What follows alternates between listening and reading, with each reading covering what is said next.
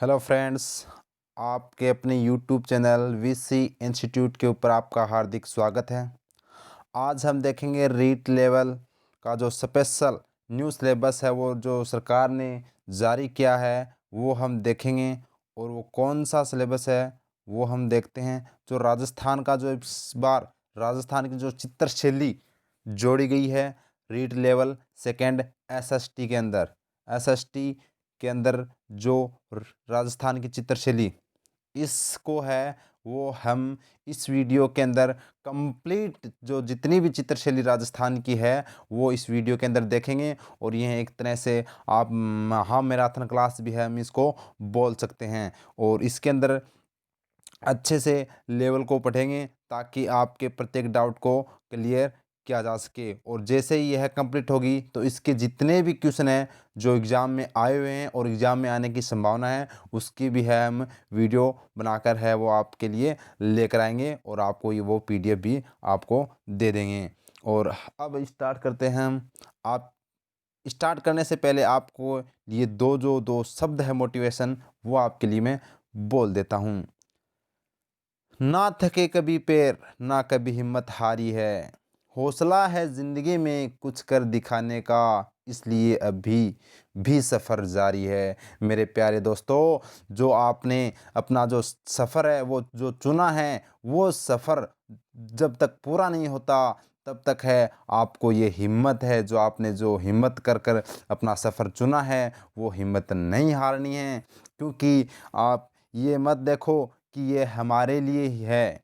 हमने जो हिम्मत की है वो हम किसके लिए की है, हमारे माता पिता का इसके पीछे कितना मतलब संकल्प है, कितनी कोशिश है, कितनी हिम्मत है। और इन्हीं को अपने माता पिता के सपने को और अपने सपने को पूरा करने के लिए जो आपने ये रास्ता चुना है, ये जो आपने टीचर का रास्ता चुना है, ये आपका सपना है वो ज़रूर पूरा होगा। मेहनत पर है वो विश्वास रखिए और खुद पर सबसे बड़ा विश्वास होता है आत्मविश्वास जो आपको रखना होगा।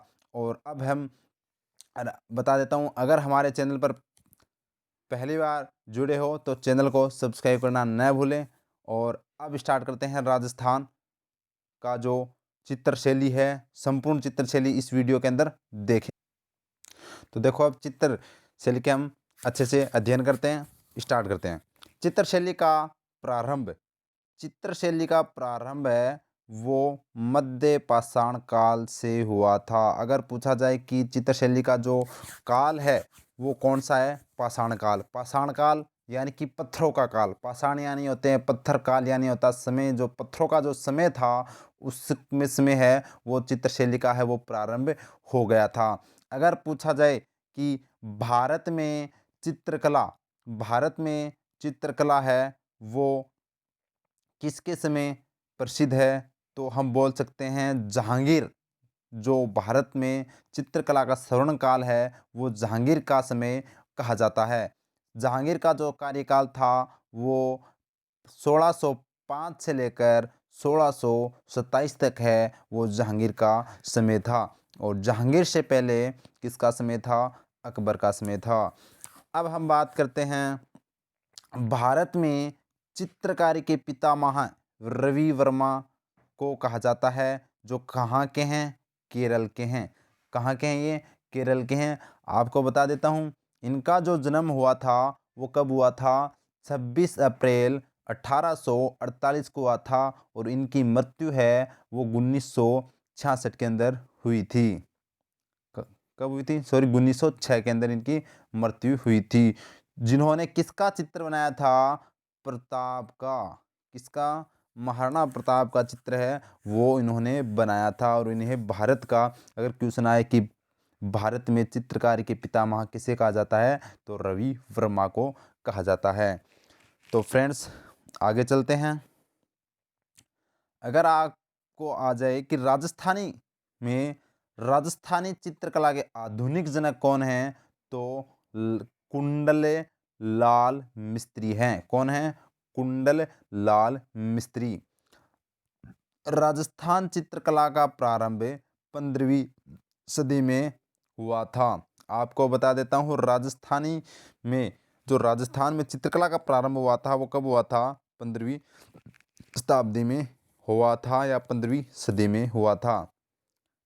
अब हम देखते हैं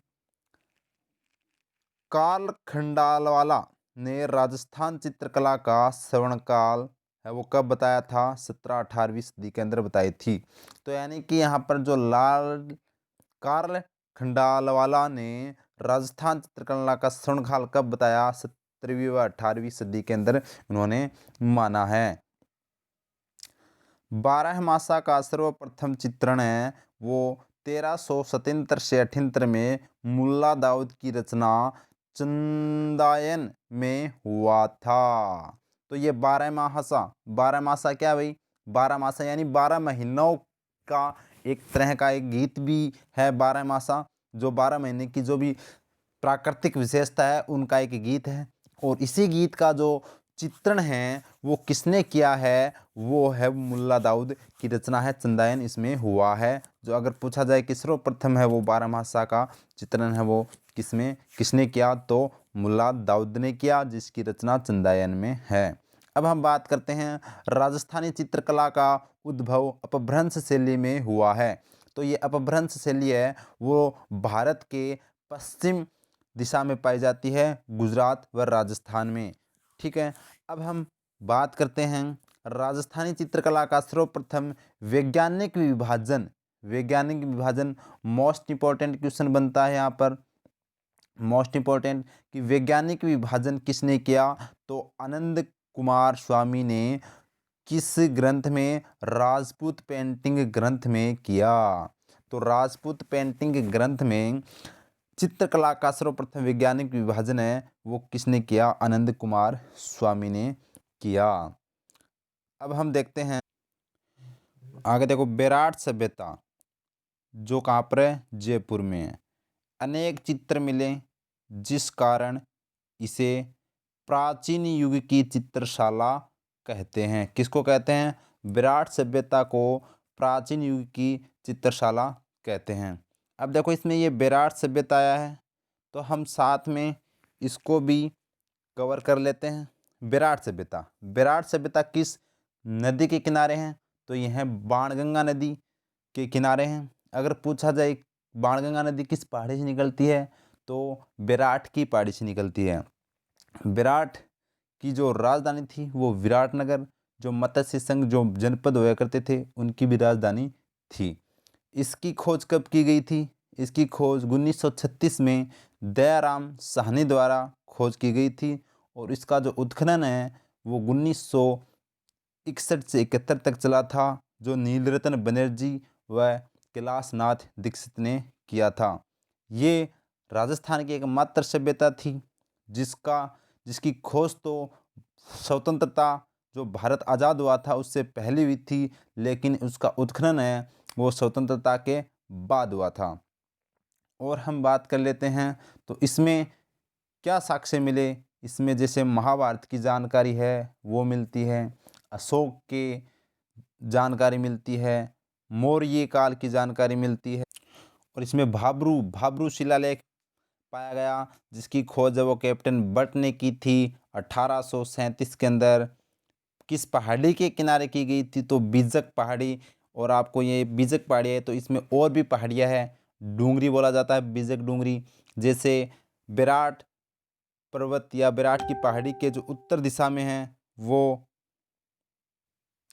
भाब्रू शिलालेख जो वर्तमान में है वो कोलकाता संग्रहालय के अंदर है। ठीक है, और इसके उपनाम त्रिरत्न शिलालेख भी से कहा जाता है। और यह ब्राह्मी लिपि के अंदर थी, भाषा प्राकृत थी इसकी। ठीक है, और विराट की हम बात करें तो स्वर्ण मंजूषा यानी कि सोने की टेची है वो इसके अंदर मिली थी। सूती कपड़े में लिपटी 36 मुद्राएं भी है वो विराट सभ्यता के अंदर मिली थी। ठीक है, और विराट की यात्रा है वो चीनी यात्री हेन त्सुआंग ने भी की थी। ये हमने विराट के बारे में है वो साथ में चर्चा की है। आगे हम देखते हैं कालीबंगा हनुमानगढ़ सभ्यता को अलंकृत ईंटों का फर्श मिला है। यानी कि यहाँ से कालीबंगा सभ्यता से अलंकृत ईंटों का क्या मिला है, फर्श मिला है, जो कहाँ पर है, हनुमानगढ़ में है। अब अगर पूछा जाए कि कालीबंगा है वो किस नदी के किनारे है, तो घग्गर नदी के किनारे।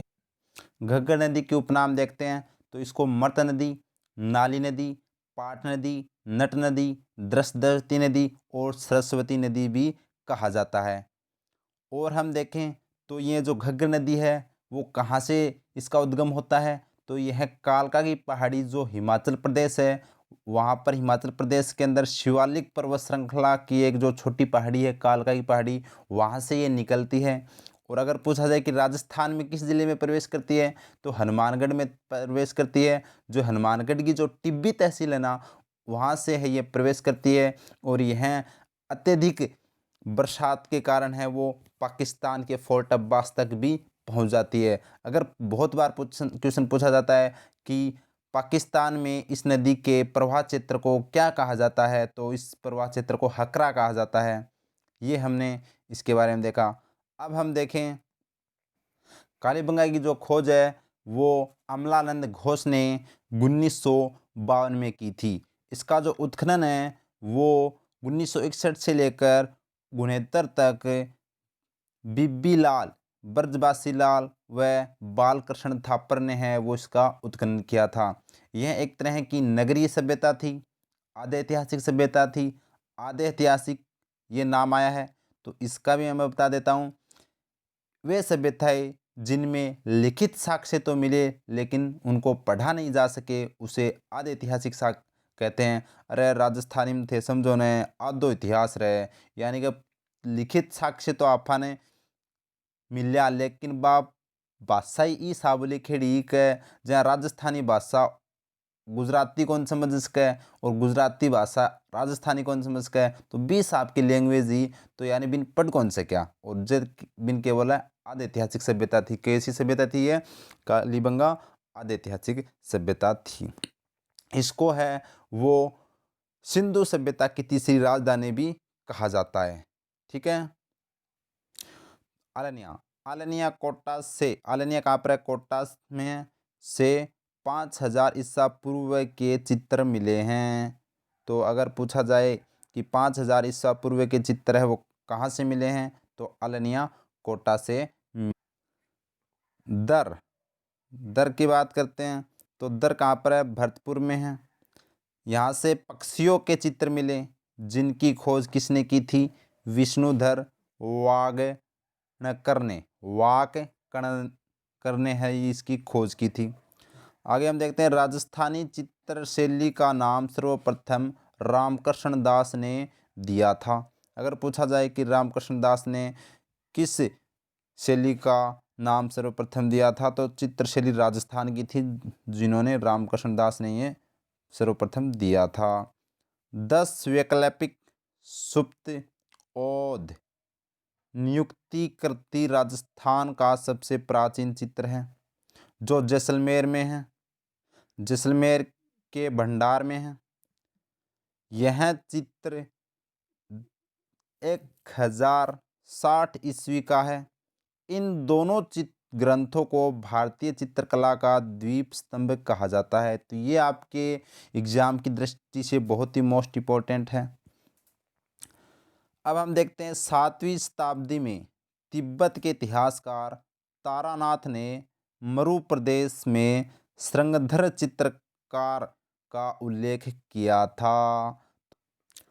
राजस्थान में चित्रकला के प्रमुख संग्रहालय, तो यहाँ पर पोथीखाना कहाँ पर है? जयपुर के अंदर है। जैन भंडार जैसलमेर में और पुस्तक प्रकाश जोधपुर में। ये 3 प्रमुख संग्रहालय राजस्थान चित्रकला के हैं जो आपको याद रखने एग्जाम की दृष्टि से बहुत ही मोस्ट इम्पोर्टेंट है। आगे चित्रकला की संस्थाएं, चित्रकला की जो राजस्थान के अंदर प्रमुख संस्थाएं है वो हम देखते हैं। कलावर्त कहाँ पर है? जयपुर में है। आयाम जयपुर के अंदर है। राजस्थान ललित कला अकादमी कहाँ पर है? जयपुर में है। जवाहर कला केंद्र कहाँ पर है? जयपुर के अंदर है। और हम देखते हैं पैग जयपुर में है। क्रिएटिव आर्टिस्ट ग्रुप कहाँ पर है? जयपुर के अंदर है। चितेरा जोधपुर, धौरा जोधपुर। और हम देखते हैं प्रकाश पुस्तक प्रकाश संग्रहालय या मान पुस्तक संग्रहालय मान सिंह द्वारा पुस्तक प्रकाश का है वो निर्माण करवाया गया था, जो कहाँ पर है? जोधपुर के अंदर है। आज उदयपुर, सरस्वती भंडार उदयपुर, टखमण 28 उदयपुर। और हम देखते हैं पश्चिमी सांस्कृति पश्चिमी सांस्कृतिक केंद्र कहाँ पर है? उदयपुर में। प्रोग्रेसिव आर्टिस्ट ग्रुप उदयपुर में। अंकन भीलवाड़ा और मयूर वनस्थली टोंक, वनस्थली कहाँ पर है?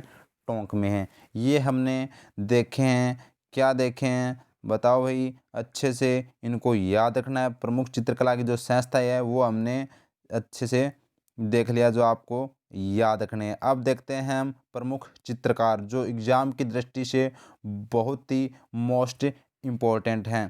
तो इसामुद्दीन उस्ता जो कहाँ के हैं? बीकानेर के हैं। 1986 के अंदर इनको क्या दिया गया है?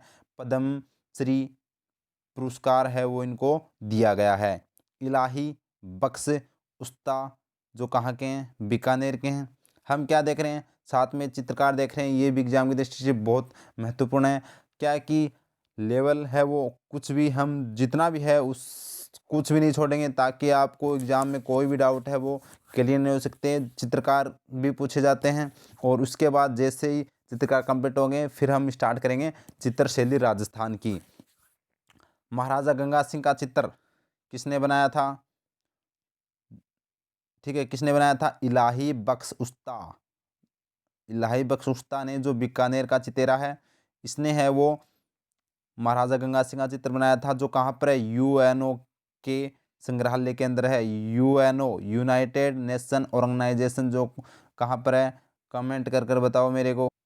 इसका मुख्यालय है कहाँ? किसका? यूएनओ का जो मुख्यालय है वो कहाँ पर है? न्यूयॉर्क अमेरिका के अंदर है। 24 अक्टूबर 1945 को इसकी स्थापना की गई थी। और वर्तमान में इसका जो अध्यक्ष है वो कौन है? Antonio Guterres. कौन है? एंटोनियो गुटेरेस है। अब हम आगे देखते हैं गोवर्धन लाल बाबा। ये कहाँ के चितेरे हैं? राजसमंद के हैं। भीलों का चितेरा किसको कहा जाता है? गोवर्धन लाल बाबा को कहा जाता है। और इन्होंने किसका चित्र बनाया? बारात का चित्र बनाया। अरे भाई साहब, बारात तो देखी होगी, गेड़ा हो गया बारात में। तो बारात का चित्र किसने बनाया? गोवर्धन लाल बाबा ने बनाया। अगला चितेरा कौन आता है? कैलाश चंद्र शर्मा जो कहाँ के हैं? ये जयपुर के हैं। इन्होंने किसका बनाया? जैन शैली का चितेरा बनाया। इनको क्या कहा जाता है? जैन शैली का चितेरा कहा जाता है। सौभाग्यमल गहलोत अगला कौन है? अगला है सौभाग्यमल गहलोत। ये भी कहाँ के हैं? जयपुर के हैं। नीड का चितेरा, इनको किसका चितेरा कहा जाता है? नीड का चितेरा कहा जाता है। अगला चितेरा कौन सा है? जगनमोहन माथोड़िया। जगनमोहन माथोड़िया ये भी कहाँ के हैं? जयपुर के हैं। देखो जितने भी लगभग चितेरे आ रहे हैं वो जयपुर के हैं। इसने किसका बनाया? स्वानों का चितेरा बनाया। स्वान जानते हो क्या? जो पानी के अंदर तैरते हैं, हंस हम बोलते हैं हम, ठीक है, तो उनको है वो स्वान बोलते हैं। ठीक है, तो स्वानों का चितेरा है वो किसे कहा जाता है? जगनमोहन माथोड़िया को कहा जाता है। अब और हम देखते हैं इसने और क्या बनाया? 3000 स्वानों के चित्र बनाकर गिनीज बुक में नाम दर्ज करवाया। तो ये आपके एग्जाम की दृष्टि से मोस्ट इम्पोर्टेंट है। आगे हम देखते हैं और देखो परमानंद चोयल। परमानंद चोयल की हम बात करें तो ये आपके लिए बहुत ही मोस्ट इम्पोर्टेंट है, जो कहाँ के? कोटा के हैं। और भैंसों का चितेरा कहा जाता है इनको। अगर पूछा जाए कि भैंसों का चितेरा किसे कहा जाता है तो परमानंद जो चोयल है इनको कहा जाता है। ये आपके एग्जाम की दृष्टि से मोस्ट इम्पोर्टेंट है, अच्छे से इनको याद रखना है। भूरी सिंह शेखावत, भूरी सिंह शेखावत है, उनको क्या कहा जाता है? गाँवों का चितेरा कहा जाता है। क्या कहा जाता है? गाँवों का चितेरा कहा जाता है भूरी सिंह शेखावत को। ये भी आपके लिए एग्जाम की दृष्टि से मोस्ट इम्पोर्टेंट है। मुल्लर, मुल्लर जो जर्मनी, ठीक है। और यहाँ पर बात करें तो उदयपुर रहकर जो मुल्लर थे जर्मनी के, वो उदयपुर रहकर राणा प्रताप के चित्र बनाए।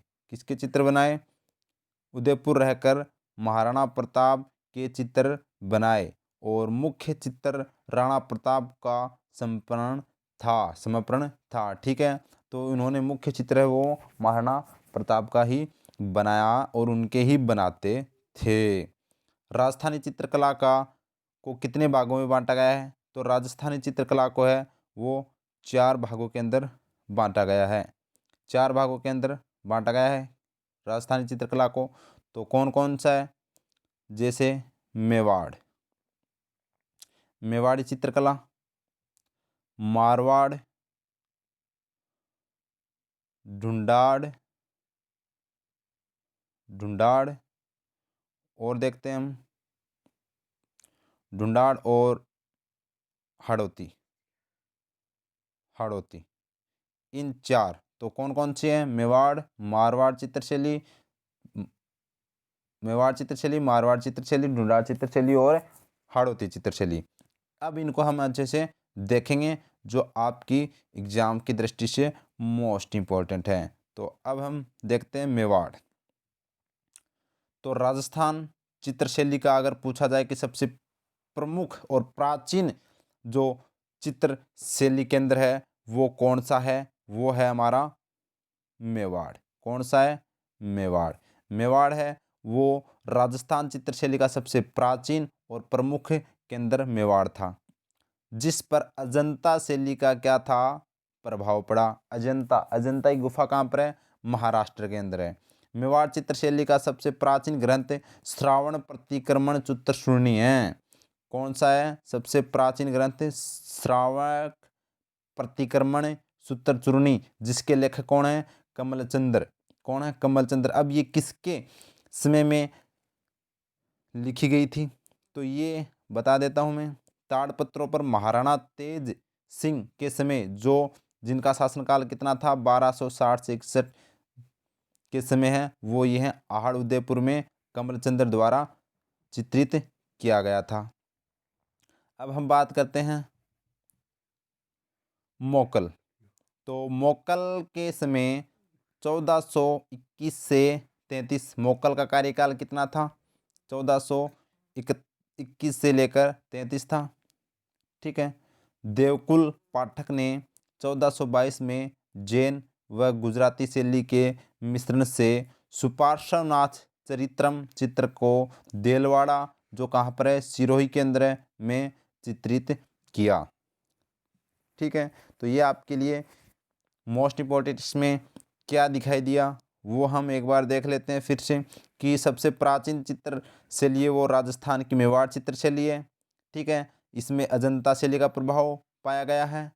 और हम सबसे जो प्राचीन ग्रंथ श्रावक प्रतिक्रमण चतुश्रुणी है, जो कमलचंद्र द्वारा रचित है और तेज सिंह के समय यह लिखी गई थी आहड़ उदयपुर में, ये सबसे प्राचीन है। और महाराणा मोकल के समय भी देवकुल पाठक ने 1422 में जैन व गुजराती शैली के मिश्रण से सुपार्श्वनाथ चरित्रम चित्र को देलवाड़ा सिरोही में चित्रित किया था। अब आपको बात करते हैं मोकल। तो मोकल किसके पुत्र हैं? राणा लाखा के पुत्र हैं। और मोकल के पुत्र कौन है? राणा कुंभा, जिन्होंने स्थापत्य कला की स्थापना की थी, ठीक है। आगे हम देखते हैं 1540 में नानाराम ने भागवत पुराण का चित्रण किया था। 1540 में नानाराम ने भागवत पुराण का चित्रण किया था। और यहाँ से मेवाड़ चल रहा है, तो मेवाड़ में आपको याद होना चाहिए कि 1540 में किसका जन्म हुआ था? मेवाड़ के महानतम सुल्तान का जन्म हुआ था, जिसको वीर शिरोमणि, मेवाड़ शिरोमणि भी कहा जाता है, महाराणा प्रताप का 9 मई 1540 को, ठीक है। महाराणा प्रताप के समय, अब देखो महाराणा प्रताप के समय 1572 से 97 में, ये महाराणा प्रताप का क्या है? शासनकाल है। जो 1572 में उनका राज्याभिषेक होता है और 97 में इनकी 19 जनवरी 1597 में मृत्यु हो जाती है। तो इनके ये शासनकाल में ढोला मारू चित्रण हुआ, जिस पर मुगल शैली का प्रभाव था। किसका प्रभाव था? क्योंकि महाराणा प्रताप के जो प्रतिद्वंदी थे वो कौन थे? अकबर थे, जो मुगल थे, तो वो मुगल शैली का प्रभाव हुआ था। आपको पता है तो महाराणा प्रताप जो हल्दी घाटी का युद्ध हुआ था वो भी किस दुर्ग में हुआ था? अकबर के किले के अंदर हुआ था, जो पूर्ण रूप से राजस्थान का एकमात्र मुगल शैली से निर्मित दुर्ग है, जो अजमेर में है, अकबर का किला। ठीक है, तो इसमें अकबर ने हल्दी घाटी की जो योजना बनाई थी वो इसी दुर्ग में बनाई थी, और इसीलिए ये प्रभावित है मुगल शैली से भी। यह चित्र 1592 में चित्रित किया गया था। 1592 में ढोला मारू का चित्रण है वो चित्रित किया गया था। अब हम देखते हैं 1615 में चित्तौड़गढ़ में मनोहर नामक चित्रकार ने रामायण के सचित्र रचना की और मुंबई संग्रहालय में रखी। तो रामायण की सचित्र रचना किसने की थी? मनोहर नामक चित्रकार ने की थी, जो चित्तौड़ में 1651 में की थी। 1655 में 7 दिन में शुक्र क्षेत्र महात्म्य व ब्रह्मगीत का चित्रण किया था। ठीक है, अब हम देखते हैं, आगे बढ़ते हैं। महाराणा भीम सिंह के समय, जिनका कार्यकाल 1777 से 1828 था, भित्ति चित्रों का प्रचलन हुआ। ठीक है, भित्ति चित्रों का उदयपुर के अंदर अगर पूछा जाए कि भित्ति चित्रों का जो प्रचलन है वो किसके समय में हुआ था मेवाड़ में, तो महाराणा भीम सिंह के समय में हुआ था। अगर भित्ति चित्रों में अगर राजस्थान में सबसे प्रसिद्ध स्थान पूछे तो मंडावा झुंझुनू के अंदर है। ठीक है, अब हम मेवाड़ से चित्रशैली की उपशैलियाँ देखो, ये आपको दिखाई दे रहा है और इसको मैं आपको जूम कर दिखा देता हूँ। ये देखो हाथी इसमें सवार और ये पनिहारी, तो कितना शानदार चित्र है राजस्थानी कला का। ये आपके लिए बहुत ही गर्व की बात है। जो आज पर्यटन विभाग में देखें तो सर्वाधिक है वो पर्यटन है वो इन्हीं चित्र शैली, इन्हीं चित्रकलाओं का आनंद लेने की राजस्थान में इस दोहरावाली धरती के अंदर आते हैं। आगे हम देखते हैं उदयपुर चित्रशैली। तो उदयपुर चित्रशैली की बात करते हैं तो राजस्थान की यह मूल चित्रशैली है, जिसे चित्रशैलियों की जननी कहते हैं। उदयपुर चित्रशैली है वो राजस्थान की मूल चित्रशैली है। चित्रशैलियों की इसको क्या कहा जाता है? जननी कहा जाता है। इसकी हम देखते हैं रसिक प्रिया, कुंदन वृक्ष, आम वृक्ष, कोयल और सारस, इनके चित्रण है वो उदयपुर चित्रशैली के अंदर किए गए हैं। अब हम देखते हैं बादलों से युक्त नीलाकाश, गालों तक जुल्फे, लंबी मूछें, लताएं, वृक्ष, पुष्प के पौधे, गीत गोविंद, बारहमासा। जो बारहमासा मैंने बताया था, 12 महीनों के जो गीत हैं, जो 12 महीने में प्राकृतिक विशेषता है उनके गीत हैं वो बारहमासा कहलाते हैं। हाथी, चकोर पक्षी, मछलीनुमा आंखें, पंचतंत्र, रंग लाल और पीला नीला, ये है वो उदयपुर चित्रशैली के अंदर इनका प्रयोग किया गया है। ये चित्रें बनाए गए हैं और शानदार है वो, एक शानदार चित्र है वो उदयपुर चित्रशैली के अंदर देखने को हमें मिलते हैं। अब पंचतंत्र पुस्तक है वो अगर पूछा जाए इसके लेखक कौन है, तो विष्णु शर्मा ने यह पुस्तक लिखी है पंचतंत्र, जिसके प्रमुख पात्र कलीला और दमन्ना है। इसमें 2 गिद्धड़ों की क्या है कहानी है, तो ये भी आपके लिए मोस्ट इंपॉर्टेंट है, जो बहुत बार पूछी जाती है एग्जाम के अंदर। ठीक है, कलीला दमना का चित्रण नूरुद्दीन ने किया था। किसका? कलीला व दमना का चित्रण है वो नूरुद्दीन चित्रकार ने है वो किया था। चित्रकार, अब देखते हैं उदयपुर चित्रशैली के प्रमुख चित्रकार कौन कौन हैं। तो जो प्रमुख चित्रकार हैं वो देखते हैं शहाबुद्दीन, मेवा मनोहम कृपा, शाह उमरा, कमलचंद्र, हीरानंद, श्योक, जगन्नाथ, कृपाराम, नासिरुद्दीन और भैरूराम और जीवाराम, ये उदयपुर चित्रशैली के प्रमुख चित्रकार हैं जो आपको अच्छे से याद रखने हैं। कौन है? शहाबुद्दीन, मेवा मनोहर कृपा, शाह उमरा, कमल चंद्र, हीरानंद, सयोग, जगन्नाथ कृपाराम, नासिरुद्दीन, भेरूराम और जीवाराम। ये है वो चित्रकार हैं जो आपको एग्जाम की दृष्टि से महत्वपूर्ण हैं। इस चित्रशैली पर सर्वप्रथम अजंता चित्रशैली का प्रभाव पड़ा था। जो हमने पीछे देखा था कि सर्वाधिक प्रभाव है वो अजंता चित्रशैली का इसमें पड़ा है। अब हम देखें, सुपार्श्व चित्र हीरानंद ने बनाया था। किसने बनाया था? हीरानंद ने बनाया था। यह चित्रशैली राणा कुंभा के समय प्राप्त हुई थी। कौन सी? सुपार्श्व चित्र जो हीरानंद ने बनाया था यह राणा कुंभा के समय क्या हुई थी? समय प्राप्त हुई थी। राणा जगत सिंह प्रथम का समय क्या था? जो 1628 से 52 तक उनका कार्यकाल था। इस चित्रकला का स्वर्णकाल कहा जाता है। इस चित्रकला का क्या कहा जाता है? उदयपुर चित्रकला का स्वर्णकाल जो कहा जाता है वो जगत सिंह प्रथम के समय कहा जाता है। आगे हम देखें, उस काल में रागमाला, मालती माधव, एकादशी महात्म्य, पृथ्वीराज बेल आदि चित्रित किए गए। क्या किए गए? इन चित्रों का है वो यहाँ पर निर्माण किया गया था। जगत सिंह ने चितेरों की ओवरी तस्वीरों कारखानों नामक पाठशाला स्थापित की। अब देखो ये जो जगत सिंह हम पढ़ रहे हैं, जगत सिंह जो प्रथम है जिनका कार्यकाल 1628 से लेकर 1652 तक है, उनको जो स्वर्णकाल कहा जाता है। उन्होंने चित्तौरों के लिए जो चित्रकार थे उनके लिए एक पाठशाला की स्थापना की जिसको क्या कहा जाता है? ओवरी या तस्वीरों कारखानों। जिसका प्रमुख चित्रकार कौन था? शहाबुद्दीन था, जिसे राजा महाराजाओं के चित्र बनाए। अगर पूछा जाए कि उदयपुर चित्रशैली के किस चित्रकार ने राजा महाराजाओं के चित्र बनाए तो शहाबुद्दीन था। कौन था? शहाबुद्दीन था। आगे हम देखते हैं, आगे हम जो चित्रशैली है वो जो मेवाड़ की है वो नाथ द्वारा चित्रशैली जो कहाँ पर है? राजसमंद के अंदर है। इसको देखते हैं। नाथ द्वारा राजसमंद की उत्तर दिशा में, इसको अच्छे से आपको याद रखना है। इसका प्रारंभ राणा राज सिंह के समय, जिनका कार्यकाल 1652 से लेकर 1680 तक था, जबकि जगत सिंह प्रथम का 52 तक था। उसके बाद में राज सिंह आते हैं के समय हुआ, जिसका समय चित्रकाल का स्वर्णकाल कहा जाता है। देखो जगत सिंह के समय भी कहा जाता है और जबकि राज सिंह के समय भी है, यानी कि इनके जो समय का जो शासनकाल है वो भी क्या कहलाता है? चित्रकला का स्वर्णकाल कहलाता है।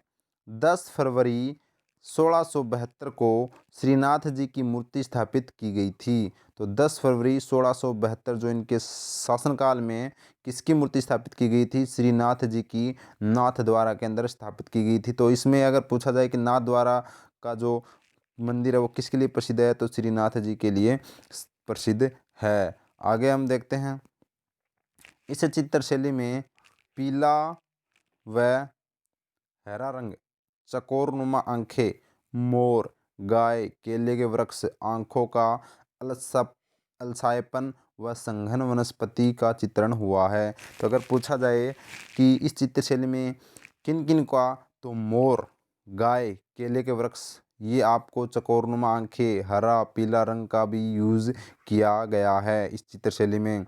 इस चित्रशैली में पुष्टि मार्ग वल्लभ संप्रदाय का प्रभाव सर्वाधिक पड़ा है। तो वल्लभ संप्रदाय का प्रभाव है वो किस चित्रशैली में सर्वाधिक रहा है? तो वो राजसमंद की जो नाथ द्वारा चित्रशैली है उसके अंदर है वो सर्वाधिक प्रभाव रहा है।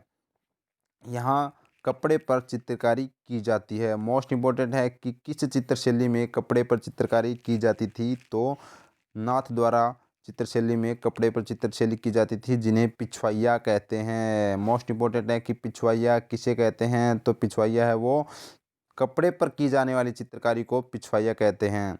इस चित्रशैली में श्री कृष्ण व यशोदा के चित्र सर्वाधिक है। तो अगर पूछा जाए कि किस राजस्थान की किस चित्रशैली में श्री कृष्ण व यशोदा के चित्र सर्वाधिक है, तो वो नाथ द्वारा राजसमंद के चित्रशैली में सर्वाधिक चित्र हैं कृष्ण जी और यशोदा मैया के।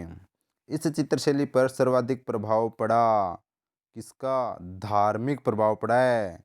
ठीक है, तो धार्मिक है वो सर्वाधिक प्रभाव है वो इस चित्रशैली में रहा है, जो देखने को हमें मिलती है।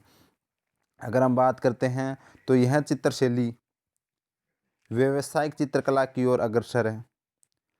इसके जो प्रमुख चित्रकार थे वो देखते हैं: नारायण चतुर्भुज, नरोत्तम नारायण, विठुलदास, घनश्याम, देवकृष्ण, हीरालाल, हरदेव, उदयराम, घासीलाल, चंपालाल, कमला व इलायची इसके प्रमुख चित्रकार हैं। तो ये चित्रकार है वो आपको अच्छे से याद रखने हैं, एग्जाम की दृष्टि से मोस्ट इम्पोर्टेंट हैं।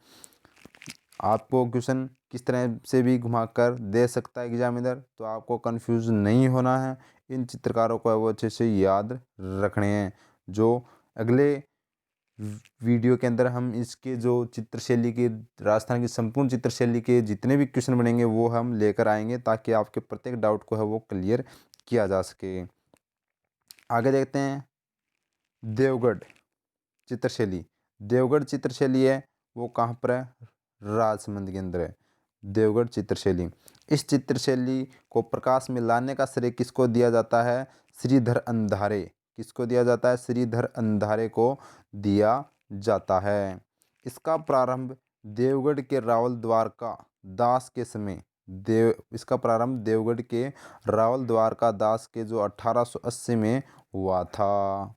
ठीक है, तो इसका जो प्रारंभ हमने देख लिया। जय सिंह के समय सर्वाधिक विकास हुआ। अगर पूछा जाए कि देवगढ़ चित्रशैली का सर्वाधिक विकास किसके समय हुआ, तो जय सिंह के समय सर्वाधिक विकास हुआ।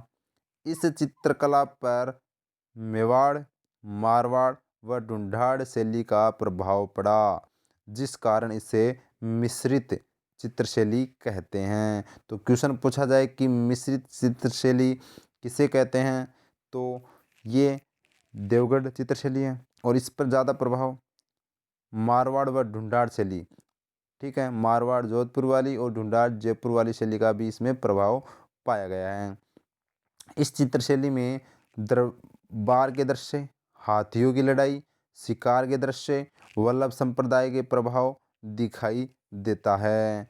तो अगर पूछा जाए कि हाथियों की लड़ाई व शिकार के दृश्य किस चित्रशैली में, देखो शिकार के दृश्य तो ऐसे तो आगे भी कोटा के अंदर भी दिखाई देंगे, लेकिन हाथियों की लड़ाई है वो किस में दिखाई देती है, और दरबार के दृश्य भी है वो देवगढ़ चित्रशैली में दिखाई देखने को हमें मिलते हैं।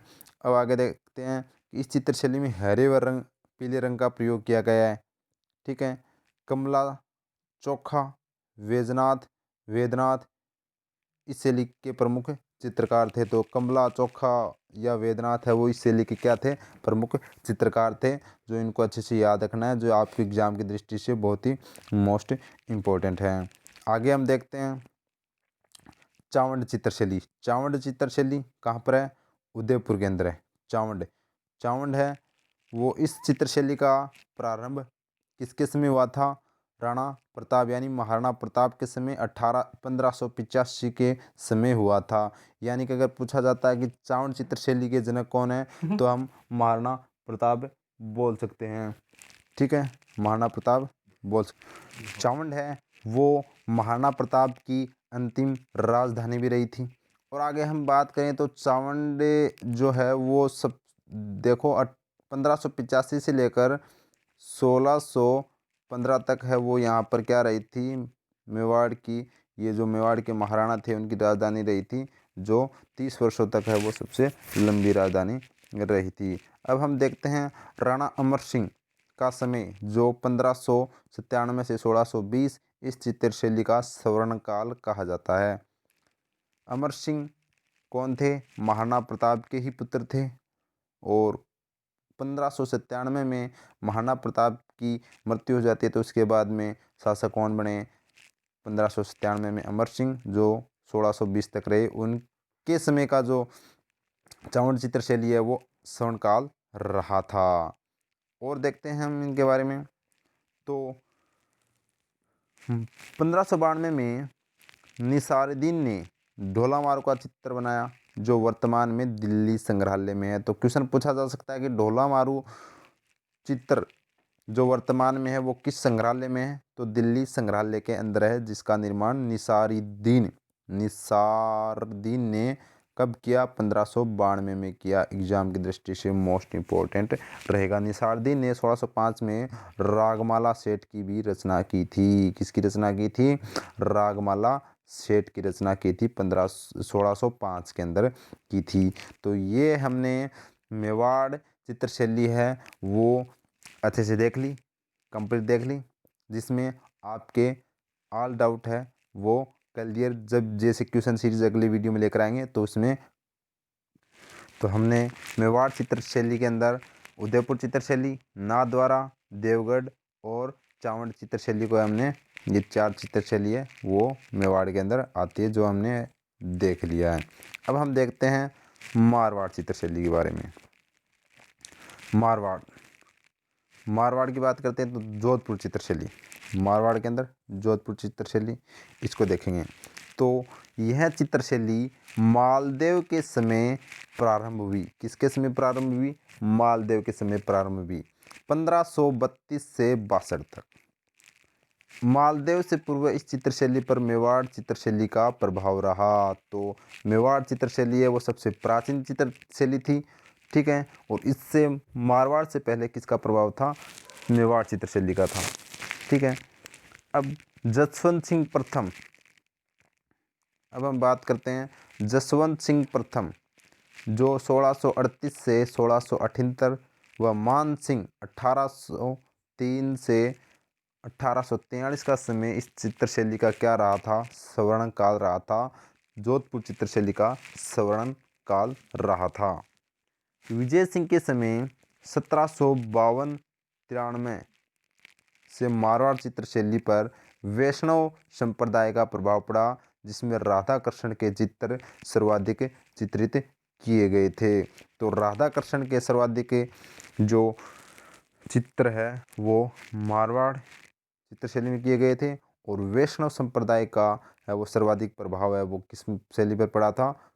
मारवाड़ चित्रशैली पर पड़ा था। किसके समय? विजय सिंह के समय 1752 से 93 में।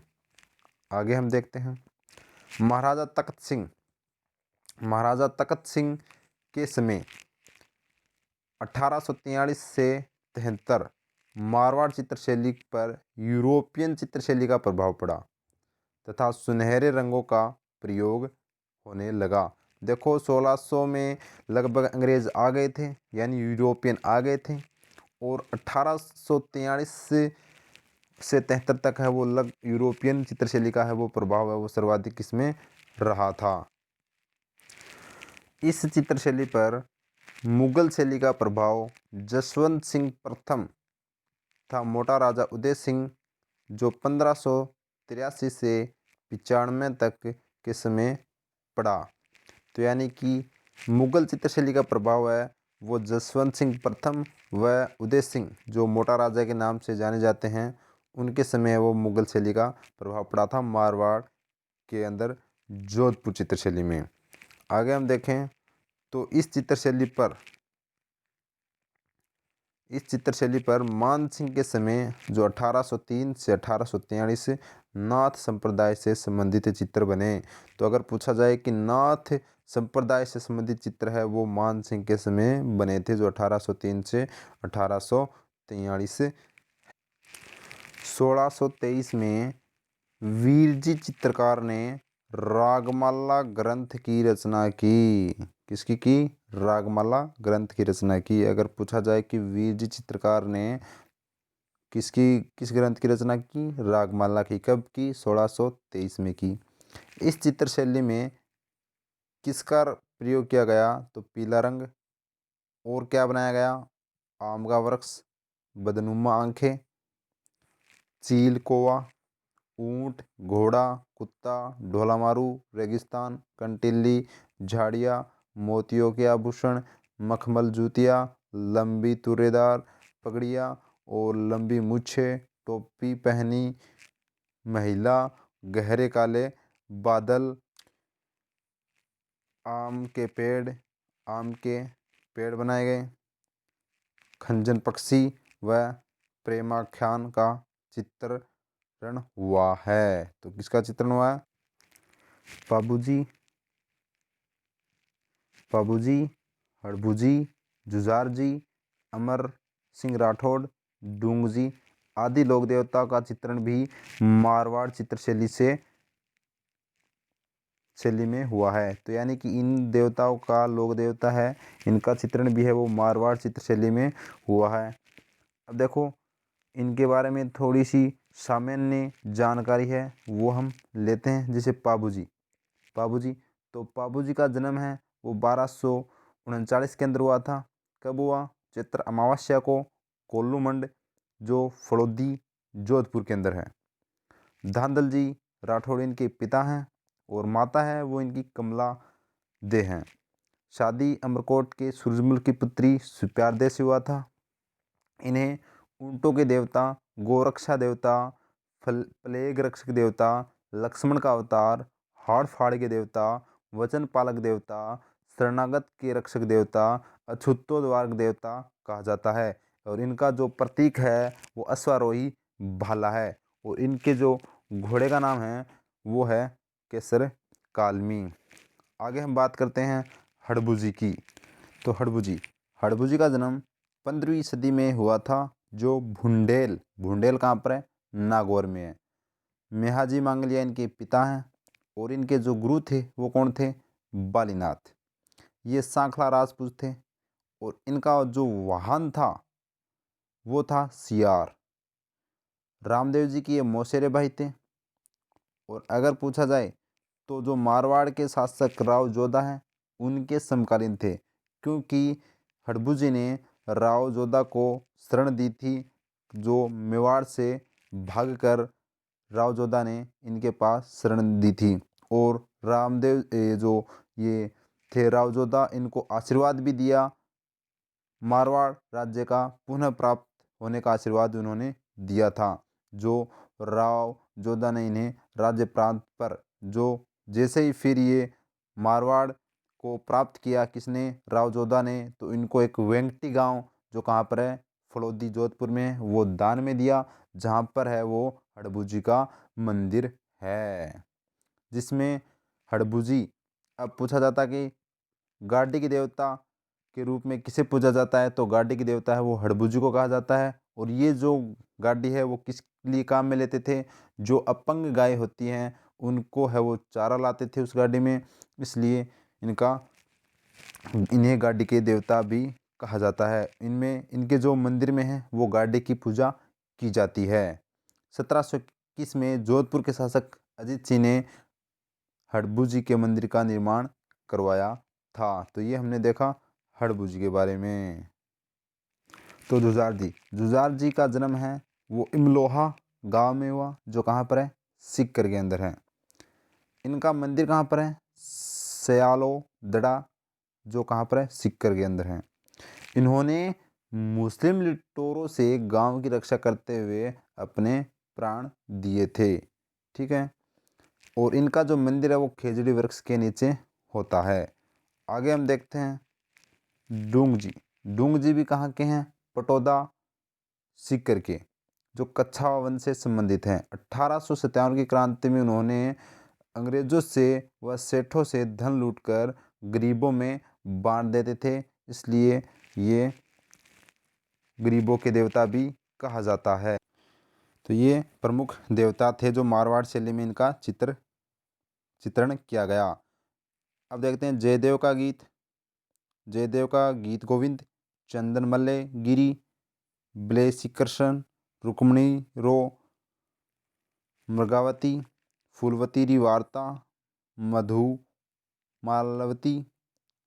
और हम देखते हैं बारह मासा, ढोला मारूरा दोहा, रसराज और रसिक प्रिया, वीरमदेव और सोनीगरा री बात आदि विषय मारवाड़ शैली की विशेषता है। तो इससे में ये मतलब है लिखे गए और चित्रित किए गए हैं। वीरजी बाटी, इसके जो प्रमुख चित्रकार थे वो कौन थे? तो वो देख लीजिए, वो थे हमारे वीरजी बाटी, काला रामू, रतनजी बाटी, अमरदास, छज्जू, भूत, देवदास, जीतमल, दाना बाटी, राम सिंह भाटी, शंकरदास, किशनदास, नारायण दास, शिवदास, शंकरदास और प्रमुख चित्रकार थे। तो यानी कि यहाँ पर भाटी और दासों के ही चित्रकार थे, वो ही है वो जोधपुर के मारवाड़ चित्रकार थे। तो ये हम आपको अच्छे से याद रखने हैं, एग्ज़ाम की दृष्टि से बहुत ही मोस्ट इम्पोर्टेंट है। आगे हम देखते हैं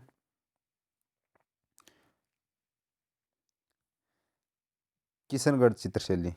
किशनगढ़ चित्रशैली ये हम देखेंगे। किशनगढ़ जो कहाँ पर है? अजमेर में। कहाँ पर है? अजमेर में है। तो हम देखते हैं किशनगढ़ चित्रशैली। ये जो चित्र आपको दिखाई दे रहा है, ये किसका है? बनीठनी का, जो सबसे प्रसिद्ध है। अब हम देखते हैं इस चित्रशैली को प्रकाश में लाने का श्रेय एरिक डिक्सन एवं फयाज अली को जाता है। यानी कि प्रकाश में लाने का जो किशनगढ़ चित्रशैली को है वो किसको जाता है? प्रकाश में लाने का एरिक डिक्सन व फयाज अली को जाता है। सावंत सिंह का समय जो 1699 से 1764 था, इस चित्रशैली का स्वर्णिम काल था। तो अगर पूछा जाए कि किशनगढ़ चित्रशैली का स्वर्णिम काल किसके समय था, तो सावंत सिंह के समय था, जो 1699 से 1764 तक था। आगे हम बात करते हैं तो इस चित्रशैली में श्वेत व गुलाबी रंग, मोर, भंवरा, बत्तख, हंस, जलमुर्गी, केला, गाय, खजननुमा आंखें, कमल का फूल व ऋतुओं का चित्रण हुआ है। तो यानी कि किशनगढ़ चित्रशैली के अंदर गुलाबी रंग का यूज़ किया गया है, श्वेत रंग का, और इसमें मोर, भंवरा, बत्तख, हंस, जलमुर्गी, केला, गाय, खजनुमा आंखें, कमल फूल व ऋतुओं का चित्रण भी इसमें देखने को मिलता है। और हम बात करें तो निहाल चंद ने नागर समुच्चय के नाम से 75 चित्रित ग्रंथों की रचना की। तो निहाल चंद जो आपके एग्जाम की दृष्टि से बहुत ही मोस्ट इम्पोर्टेंट चित्रकार है। 1785 में निहालचंद ने राधा कृष्ण का चित्र बनाया, जिसमें राधा और कृष्ण एक दूसरे को निहार रहे हैं। तो 1750 में निहालचंद ने राधा कृष्ण का चित्र बनाया, जो एक दूसरे को क्या कर रहे हैं? निहार रहे हैं, यानी प्रेम से देख रहे हैं। आगे हम बात करें तो अमरचंद ने चांदनी रात की संगीत गोष्ठी नामक चित्र बनाया। तो चांदनी रात की संगीत गोष्ठी नामक चित्र किसने बनाया? अमरचंद ने बनाया। सावंत सिंह ने दीपावली व झांसी का चित्र बनाया। सांझी, किसका? सांझी। तो सावंत सिंह ने दीपावली व सांझी का चित्र है वो किसने बनाया? जो किशनगढ़ चित्रशैली से है। किशनगढ़ चित्रशैली के जो प्रमुख चित्रकार थे वो थे सूरध्वज, अमीरचंद, धन्ना, छोटू, लाडली दास, रामलाल, सीताराम, नगमाराम, नगराम, नानकराम। इस चित्रशैली के प्रमुख चित्रकार थे। किसके? किशनगढ़ चित्रशैली के प्रमुख चित्रकार थे। आगे हम देखते हैं बनीठनी। तो बनीठनी की हम बात करते हैं तो किशनगढ़ के शासक सावंत सिंह की प्रेमिका रसिक प्रिया थी। तो किशनगढ़ के शासक सावंत सिंह की जो प्रेमिका थी वो कौन थी? रसिक प्रिया थी, जिसके लिए सावंत सिंह ने नागरी दास के नाम से कविता लिखते थे। तो नागरी दास के नाम से कविता लिखते थे। सावंत सिंह ने अपने दरबारी चित्रकार मोर ध्वज निहालचंद से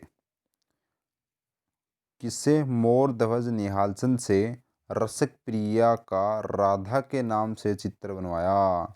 तो रसिक प्रिया का राधा के नाम से चित्र किसने बनवाया? सावंत सिंह ने बनवाया, अपने जो चित्रकार था मोर ध्वज निहालचंद, जिसमें लंबी जुल्फे, धनुष आकार बाहें, घने काले बाल, हाथ में अर्ध खिला कमल का फूल तथा नाक में सुंदर आभूषण बेंसरी था। एक हाथ में घूंघट को पकड़े, एक लट गालों पर तीखी नाक, माथे पर बिंदी तथा सफ़ेद मोतियों की लड़ी, कानों में सुंदर आभूषण, पतली गर्दन आदि विशेषताएं हैं। तो ये सभी क्या हैं? बनी ठनी चित्र की विशेषताएं हैं जो किशनगढ़ शैली व बनी ठनी शैली को एक नया ही आयाम देती है। तो ये आपको याद रखना है। आगे हम देखते हैं, इसको प्रकाश में लाने का जो श्रेय दिया जाता है वो एरिक डिक्सन व फयाज अली को, जो हमने आगे पहले बात कर ली है। एरिक डिक्सन ने इस चित्र को भारत की मोनालिसा कहा है। तो अगर पूछा जाए कि भारत की मोनालिसा किसने कहा, तो एरिक डिक्सन ने कहा। और एरिक डिक्सन ने क्या कहा भारत की मोनालिसा? तो किस चित्र शैली को भारत की मोनालिसा कहा जाता है? बनी ठनी को। अब हम देखते हैं मोनालिसा है क्या। तो मोनालिसा का चित्र इटली के लियोनार्दो द विंची ने बनाया था, ठीक है, जो एक शानदार ब्यूटीफुल पेंटिंग थी, ठीक है। अब बात करते हैं बनी ठनी। तो बनी ठनी का चित्र वर्तमान में किशनगढ़ संग्रहालय में स्थित है। तो अगर पूछा जाए कि बनी ठनी का चित्र वर्तमान में किस संग्रहालय में स्थित है, तो किशनगढ़ में, तथा इसकी एक प्रतिलिपि अल्बर्ट हॉल पेरिस में भी है। इसकी प्रतिलिपि यानी कि मतलब फोटोकॉपी हम बोल सकते हैं, जो अल्बर्ट हॉल है पेरिस का, वहाँ पर है। 5 मई 1973 को बनी ठनी पर डाक टिकट जारी किया गया। तो पूछा जाए कि राजस्थान की एकमात्र किस चित्रशैली पर डाक टिकट जारी किया गया, तो बनी ठनी चित्रशैली है, उसके ऊपर है वो डाक टिकट जारी किया गया। आगे हम देखते हैं बीकानेर चित्रशैली। तो मारवाड़ के अंदर जोधपुर व किशनगढ़, बनी ठनी देखिए। अब देखते हैं बीकानेर चित्रशैली। तो बीकानेर चित्रशैली, इस चित्रशैली में मुगल शैली का प्रभाव कल्याणमल के समय, जबकि सर्वाधिक मुगल प्रभाव राय सिंह के समय था। तो देखो, कल्याणमल जो अकबर के समय था, जो अकबर से संधि करता है और अकबर की शरण में जाता है, तो तब से ही है वो, हम कह सकते हैं कि मुगल शैली का प्रभाव है वो बीकानेर में रहा था। अनूप सिंह के समय 1669 से 1698 इस चित्रकला का स्वर्णकाल कहा जाता है। अगर पूछा जाए कि मेवाड़ चित्रशैली का स्वर्णकाल है वो किस शासक के समय को कहा जाता है, तो अनूप सिंह के समय। और कब? 1669 से 1698। आगे हम देखते हैं अनूप सिंह। तो अनूप सिंह लाहौर से उस्ता कला के चित्रकारों को बीकानेर लाए, जो उस्ताद कहलाए। तो आपके लिए मोस्ट इम्पोर्टेंट है कि बीकानेर के चित्रकार को क्या कहा जाता है, तो उस्ताद कहा जाता है। क्या कहा जाता है? उस्ताद। उस्ता कला ऊंट की खाल पर चित्रांकन करना है। तो जो उस्ता कला क्या है? ऊंट की खाल है, उसके ऊपर जो चित्र किए जाते हैं वो क्या कहलाते हैं? उस्ता कला कहलाती है। इस चित्रकला पर मुगल, पंजाबी, यूरोपियन, किशनगढ़ व सामंती वैभव का प्रभाव रहा। सामंती वैभव का प्रभाव रहा, यानी कि इसमें मुगल भी आ गए, पंजाबी भी आ गए, यूरोप अंग्रेज भी आ गए, किशनगढ़ व सामंती वैभव का भी प्रभाव है वो इस चित्रशैली में हमें देखने को मिलता है। इस चित्रकला में पीला, नीला, हरा, लाल, बैंगनी, जामुनी रंग, ऊंची पगड़ियाँ, मृगनयी आंखें, आम वृक्ष, चील, कौवा, ऊंट, घोड़ा के चित्र है वो दिखाई देते हैं। तो अगर पूछा जाए कि बीकानेर चित्रशैली है वो किसके लिए प्रसिद्ध है? तो हम कह सकते हैं कि हैं इसमें किस रंग का? तो पीला, नीला, हरा, लाल, बैंगनी व जामुनी रंग का प्रयोग किया गया है। इसमें ऊंची पगड़ियाँ, मृगनी आँखें और आम वृक्ष, चील, कौवा, ऊँट, घोड़ा आदि के चित्र है वो दिखाई देते हैं। इस चित्रशैली में चित्रकार अपने चित्र के नीचे अपना नाम व तिथि अंकित करता है। तो मोस्ट इम्पोर्टेंट लाइन यही है आपके इस बीकानेर चित्रशैली से कि राजस्थान की किस चित्रशैली में जो चित्रकार है वो अपना नाम व तिथि अंकित करता है, तो वो बीकानेर चित्रशैली है। आगे हम देखते हैं बीकानेर चित्र। अब इसके जो प्रमुख चित्र हैं वो देखते हैं। तो इसके जो प्रमुख चित्र हैं वो कौन से? रागमाला, शिकार के दृश्य, राज परिवार के दृश्य, राग रागिनी, बारहमासा बीकानेर, बारहमासा, ये सब क्या है? बीकानेर चित्रशैली के प्रमुख चित्र हैं। तो क्या है? रागमाला है, शिकार का दृश्य है, राज परिवार के दृश्य, राग रागिनी, बारहमासा, ये सभी दृश्य है वो बीकानेर चित्रशैली के अंदर पाए जाते हैं। इसके जो प्रमुख चित्रकार हैं वो कौन है? तो इसके जो चित्रकार है वो मुन्ना लाल, साहिबुद्दीन, रहीम खां, अहमद उमरानी, अब्दुल्ला, हसन, कासिम, बाहुद्दीन, रामलाल, शाह मोहम्मद, कायम, मुराद, नाथू, रुकनुद्दीन, अली राजा, आसिर खां, हिसामुद्दीन, उस्ता व हसन राजा प्रमुख चित्रकार थे। तो बीकानेर चित्रशैली के हैं वो बहुत से चित्रकार थे जो आपको याद रखने हैं। और जो मोस्ट है वो आपको क्या है? रागमाला और शिकार के दृश्य याद रखने हैं। और मुन्ना लाल और साहिबुद्दीन, कौन?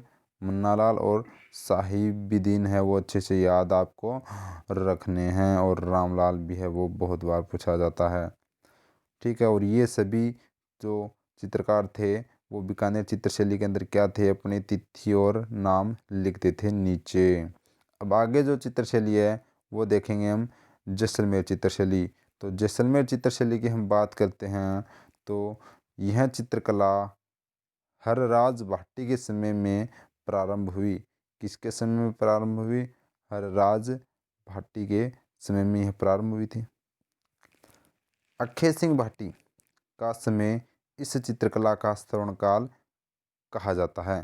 तो अक्खे सिंह भाटी का जो समय है वो जैसलमेर चित्रकला का स्वर्णकाल कहा जाता है।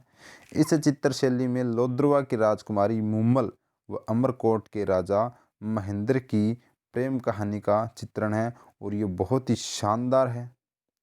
क्या है? बहुत ही शानदार। लोद्रवा की राजकुमारी है कौन? मूमल। मूमल, इनके ऊपर गीत भी है। कौन सा? मूमल गीत। और ये अमरकोट के राजा महेंद्र की प्रेम कहानी के चित्र में है वो यह शैली है। ये जैसलमेर की शैली प्रसिद्ध है। तो अगर पूछा जाए कि जैसलमेर की चित्रशैली है वो किस राजकुमारी के लिए प्रसिद्ध है, तो मूमल के लिए प्रसिद्ध है, ठीक है। ये उनकी प्रेम कहानी के लिए प्रसिद्ध है।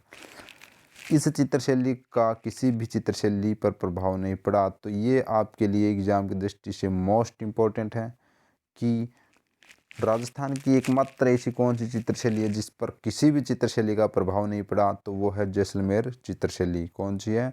जैसलमेर चित्रशैली है वो इसमें है। आगे हम देखते हैं नागौर चित्रशैली।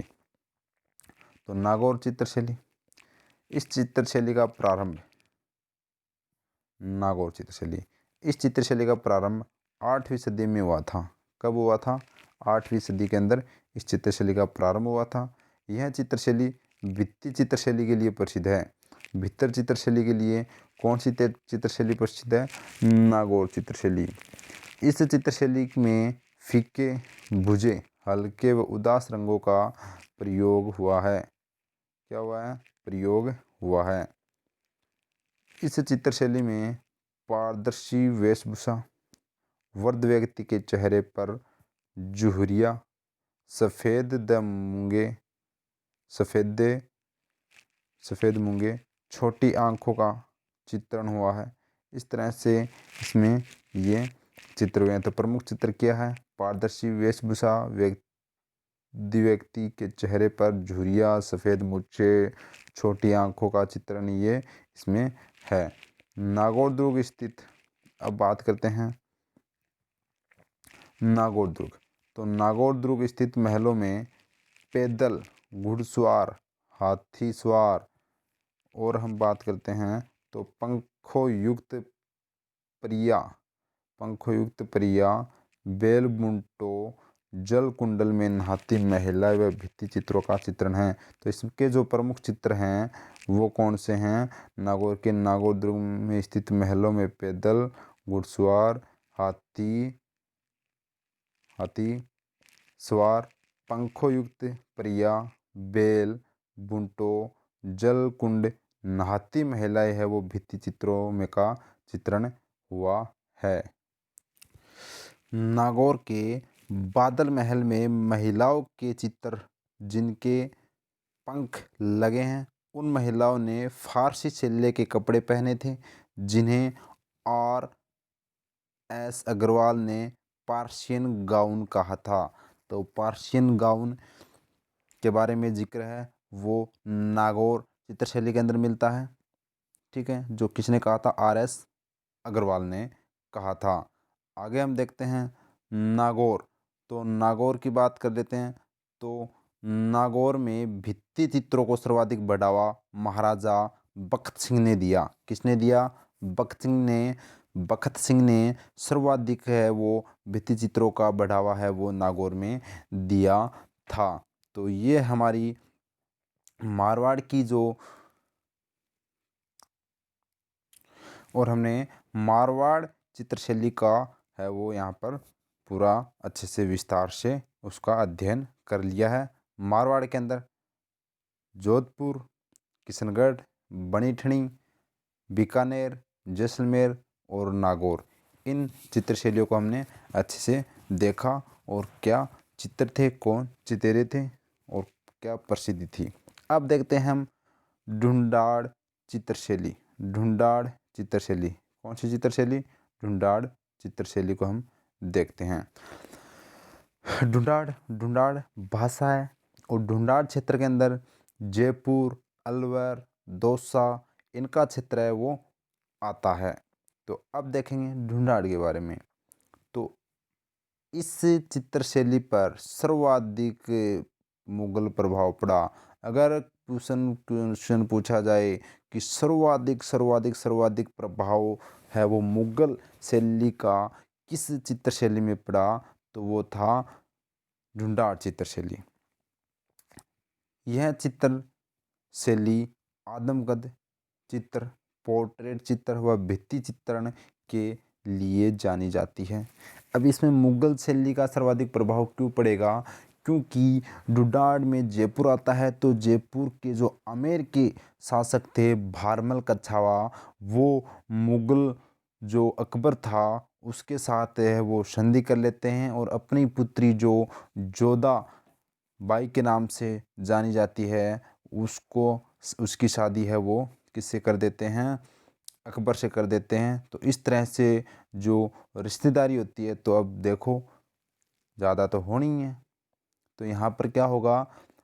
सर्वाधिक मुगल प्रभाव है वो चित्रशैली में देखने को हमें मिलता है ढूंढाड़ चित्रशैली के अंदर। अब हम बात करते हैं आमेर चित्रशैली। तो आमेर चित्रशैली की बात करते हैं। यह चित्रशैली मानसिंह प्रथम के समय प्रारंभ हुई थी। तो किसके समय प्रारंभ हुई थी? मानसिंह प्रथम के समय आमेर चित्रशैली प्रारंभ हुई थी। मिर्जा राजा जय सिंह के समय इस चित्रशैली का सर्वाधिक विकास हुआ। तो अगर पूछा जाए कि आमेर चित्रशैली का सर्वाधिक विकास किस राजा के शासनकाल में हुआ था, तो जय सिंह के समय, जिसमें बिहारी सतसई से संबंधित सर्वाधिक चित्र हैं। बिहारी सतसई कौन था? बिहारी सतसई है वो एक क्या था? यह एक कवि था, दरबारी कवि था बिहारी सतसई।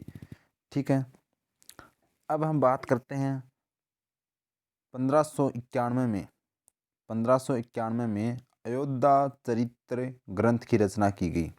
किसकी? यशोधरा यशोधरा चरित्र ग्रंथ की रचना की गई, जिसमें 1558 से आमेर सूरतखाने में रजमनामा का चित्रण हुआ। किसका चित्रण हुआ? रजमनामा का, जिसमें 169 चित्र हैं। कितने चित्र हैं? 169। 1606 में आदि पुराणों का चित्रण हुआ। किसका चित्रण हुआ? आदि पुराणों का चित्रण हुआ। तो यशोधरा का चित्रण 1591 की ग्रंथ की रचना की गई। 1588 में आमेर सूरतखाने में रजमनामा का चित्रण हुआ, जिसमें 169 चित्र हैं। और 1606 में क्या हुआ? आदि पुराणों का चित्रण हुआ। इस चित्रशैली में प्राकृतिक रंगों का प्रयोग किया गया। किसका? गेरुआ। प्राकृतिक रंगों का प्रयोग है वो किस चित्रशैली में हुआ? तो वो है आमेर चित्रशैली में। कालूश, पेवड़ी, पशु पक्षियों की लड़ाइयाँ, हाथियों की लड़ाइयाँ, रागमाला, नरवस, बारहमासा, कविप्रिया, गीत गोविंद, रसिक प्रिया, कामसूत्र के चित्र व सफेदा वृक्ष का चित्र हुआ है। तो सफेदा वृक्ष है उसका चित्र भी है वो इसमें है। वो जो हुआ है पशु पक्षियों की लड़ाई, हाथियों की लड़ाई, रागमाला, नरवर, बारहमासी, कविप्रिया, गीत गोविंद, रसिक प्रिया, इस तरह के है वो चित्रण इसमें देखने को मिलते हैं। आगे हम देखें तो इस चित्रशैली में पंचतंत्र, रामायण, राम चित्रमानस व इंडिका से संबंधित चित्र हैं। ठीक है, तो रामायण से संबंधित चित्र हैं, पंचतंत्र से, और रामचरितमानस व इंडिका से संबंधित चित्र है वो इसमें दिए गए हैं। मन्नालाल, हुकमचंद व मुरारी प्रमुख चित्रकार हैं। तो आमेर चित्र शैली के जो प्रमुख चित्रकार हैं वो मन्नालाल, हुकमचंद व मुरारी प्रमुख चित्रकार हैं। तो ये हमने देखा। अब देखते हैं जयपुर चित्रशैली। कौन सी चित्रशैली? जयपुर चित्रशैली। यह चित्रशैली स्वाई जय सिंह, जिनका कार्यकाल 1700 से लेकर 1743 तक का था, के समय प्रारंभ हुई। तो जयपुर चित्रशैली है वो स्वाई जयपुर जय सिंह के समय प्रारंभ हुई। स्वाई प्रताप सिंह का समय 1778 से 1803। इस चित्रशैली का क्या रहा था? स्वर्ण काल रहा था। तो स्वाई प्रताप सिंह का समय, ठीक है।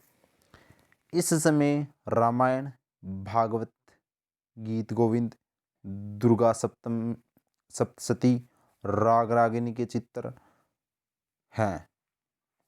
तो यहाँ पर जो चित्र हुए थे वो प्रताप सिंह समय तो स्वर्णकाल माना जाता है जयपुर चित्रशैली का। और रामायण, भागवत, गीत गोविंद, दुर्गा सप्तशती, राग रागिनी के चित्र। और यहाँ के जो चित्रकार थे, चित्रकार की हम बात करें तो चित्रकार साहिबराम ने प्रताप सिंह का अर्ध व पूर्ण चित्र बनाया। तो अगर पूछा जाए कि जयपुर चित्रशैली में प्रताप सिंह का चित्रण किसने किया, तो है वो साहिबराम ने किया। हुक्मा, लक्ष्मण, घासी, जीवन, राधाकृष्ण, चिमन, राजू, सीताराम, मंगल, रामसेवक, गोपाल, उदय आदि प्रमुख चित्रकार थे। कौन थे? आदि प्रमुख चित्रकार थे। इस चित्रशैली पर सर्वप्रथम आमेर चित्रशैली का प्रभाव पड़ा। अगर पूछा जाए कि जयपुर चित्रशैली में सर्वाधिक प्रभाव है वो किस चित्रशैली का रहा, तो आमेर चित्रशैली का रहा। 19वीं सदी में इस चित्रशैली पर यूरोपियन चित्रशैली का प्रभाव पड़ा। तो 19वीं सदी के अंदर इस चित्रशैली पर किसका प्रभाव पड़ा? यूरोपियन चित्रशैली पर, जयपुर चित्रशैली पर यह प्रभाव पड़ा था। अब देखते हैं यहाँ पर किसके चित्र है वो बनाए गए थे। तो हम देखते हैं आदमकद चित्र, अटपटी पगड़ी, जब्बेदार मोचड़ी, लटकते झुमके, राग रागनियाँ, व्यक्ति चित्र, नृत्यांगनाओं, गायिकाओं, दासियों, रसिक प्रिया, नवरस, षड्ऋतु षड्ऋतु, रामायण, महाभारत, जुलूस, त्योहार, सफ़ेद, रुईदार, बादल, आम, केला, पीपल, कदम्ब के वृक्ष, पशुओं की लड़ाई, हाथियों के चित्र, उद्यानों के चित्र, मोर, घोड़े, पीपल, वट के चित्र, मछली नुमा आँखें व हरा रंग इस चित्र शैली के विषय वस्तु है। तो ये है वो बहुत से चित्रों का निर्माण किया गया जो आपको याद रखने हैं, एग्जाम की दृष्टि से बहुत ही मोस्ट इम्पोर्टेंट है। आगे हम देखते हैं जयपुर चित्रशैली में हाथियों को गहरे लाल रंग से बनाया गया है जो इसकी मुख्य विशेषता है। तो गहरे लाल रंग से हाथियों का चित्र है वो जयपुर चित्रशैली में बनाया गया है जो इसकी प्रमुख विशेषता है।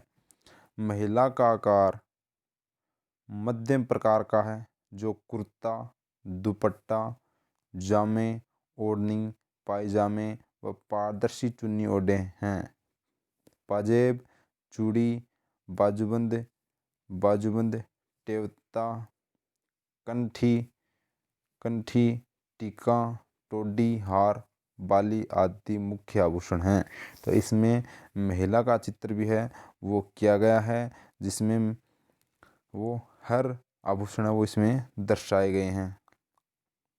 पुरुषों की आकृति की माध्यम के आकार थी जिनके आदमकद चित्र बने। पुरुष जामा, कमर पटका, पगड़ी, कलंगी, तुर्रा, नोकदार जूते, ढीले पायजामे, मोतियों की माला, बाजूबंद और लौंग बाली पहने हैं।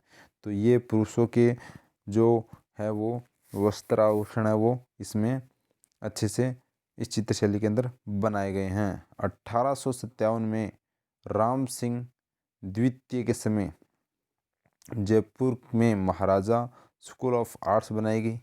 तो 1857 में महाराजा स्कूल ऑफ आर्ट्स बनाई गई। राम सिंह के समय तवाइफो, रामनिवास, शिव देवी आदि प्रमुख चित्रकार बनने लगे थे। तो ये है वो 1857 की समय स्कूल ऑफ आर्ट्स बनाई गई थी जो सवाई प्रताप सिंह के दरबार में गंधर्व बाईसी कई चित्रकार थे। साहिबराम ने ईश्वरी सिंह का आदमकद का चित्र बनाया जो राजस्थान में प्रथम था। तो राजस्थान में आदमकद यानी कि पूरा जो कद था वो ईश्वरी सिंह का इसने साहिबराम ने बनाया था। अब हम बात करें तो मोहम्मद शाह ने 1772 में यशोधरा का चित्र बनाया था। किसका? यशोधरा का चित्र किसने? मोहम्मद शाह ने। ईश्वरी सिंह के समय लालचंद ने गंगवाना युद्ध का चित्र बनाया। तो अगर पूछा जाए कि गंगवाना युद्ध का चित्र किसने बनवाया, ईश्वरी सिंह के समय लालचंद ने बनाया जो जयपुर चित्रशैली के अंदर है। गंगवाना युद्ध की बात करें तो जोधपुर में है। गंगवाना युद्ध कहाँ पर हुआ? जोधपुर में। 1771 में स्वाई जय सिंह व अभय सिंह जोधपुर के बीच हुआ जिसमें अभय सिंह की हार हुई। इसमें क्या हुई? अभय सिंह की हार होती है। इसी को गंगवाना युद्ध के नाम से जाना जाता है। और यहाँ के अब देख लेते हैं प्रमुख चित्रकार कौन हैं। तो जो प्रमुख चित्रकार हैं वो हैं जयपुर के लालचंद, शालिग्राम, राजिदास, साहिबराम, गगबख्श, घासीराम, लक्ष्मणदास, गोपालदास व रघुनाथ इस चित्रशैली के प्रमुख चित्रकार थे। तो इस शैली के प्रमुख चित्रकार थे वो कौन थे? लालचंद, शालिग्राम, राजिदास, साहिबराम, गंगबख्श, घासीराम, लक्ष्मणदास, गोपालदास व रघुनाथ इस चित्रशैली के प्रमुख चित्रकार थे। आगे हम देखते हैं अलवर चित्रशैली। तो अलवर चित्रशैली की बात करते हैं तो अलवर चित्रशैली है, ये भी किस में आती है? ढूंढाड़ चित्रशैली के अंदर आती है। यह चित्रशैली प्रताप सिंह जो 1775 के समय आरंभ हुई थी तथा विनय सिंह का समय, अलवर का जो शासक विनय सिंह था उनके समय है वो 1815 से 1757 तक चित्रशैली का स्वर्णन काल था। तो हाँ, जो अलवर चित्रशैली थी उसका स्वर्णकाल विनय सिंह के समय को माना जाता है जो 1815 से 1857 थी। प्रताप सिंह के समय डालूराम नामक चित्रकार, प्रताप सिंह के समय डालू नामक चित्रकार जयपुर से अलवर आया था। कहाँ से आया था? जयपुर से अलवर आया था रायगढ़ तथा राजगढ़ किले के शीश महल में भित्ति चित्रण किया। किसने किया? भित्ति चित्रण किया शीश महल में, जो अलवर के राजगढ़ किले में। ठीक है, आगे हम देखते हैं प्रताप सिंह के पुत्र बख्तावर सिंह के समय बलदेव ने मुगल शैली तथा डालूराम ने राजपूत शैली में सर्वाधिक चित्र बनवाए। तो प्रताप सिंह के प्रमुख बख्तावर सिंह के समय बलदेव ने मुगल शैली व डालूराम ने राजपूत शैली में सर्वाधिक चित्र बनवाए। सालगा व सालिक राम अन्य चित्रकार थे। गुलिस्ता के चित्र, अलवर के रंगमहल के चित्र और बलदेव व गुलाम अली के चित्र ने चित्रित किए। तो यहाँ पर गुलाम अली ने चित्रित किए। तो यहाँ पर अलवर के रंगमहल के चित्र बलदेव व गुलाम अली ने चित्रित किए। ठीक है, तो रंगमहल का चित्र वो किसने बनाया? बलदेव व गुलाम अली ने इसका निर्माण किया। इस अधिनियम पर ईरान, मुगल, यूरोपियन व जयपुर चित्रशैली का प्रभाव पड़ा। इस चित्रशैली पर ईरान, मुगल, यूरोपियन, दिल्ली व जयपुर चित्रशैली का प्रभाव पड़ा। किस पर? जो अलवर चित्रशैली पर। ठीक है, आगे हम देखते हैं इसमें किसके चित्र बनाए गए। हरा रंग का यूज लिया गया, मछली नुमा आंखें बनाई गई, पीपल का पेड़ बनाया गया, वट वृक्ष बनाया गया, मोर, घोड़े इस चित्रशैली की प्रमुख विशेषता है। तो इस चित्रशैली की प्रमुख विशेषता है वो हमने देखी है। क्या? वट वृक्ष, मोर, घोड़े इस चित्रशैली की प्रमुख विशेषता है। मूलचंद ने हाथी दांत पर चित्र बनाया। तो क्वेश्चन मोस्ट इम्पोर्टेंट है कि हाथी दांत पर चित्र है वो किसने बनाया? मूलचंद ने बनाया। आगे देखते हैं शिवदान सिंह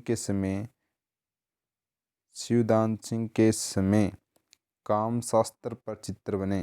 किस पर? काम शास्त्र पर चित्र बने। यह एक मात्र चित्रशैली है जिसमें वेश्या यानी कि गणिका के चित्र हैं।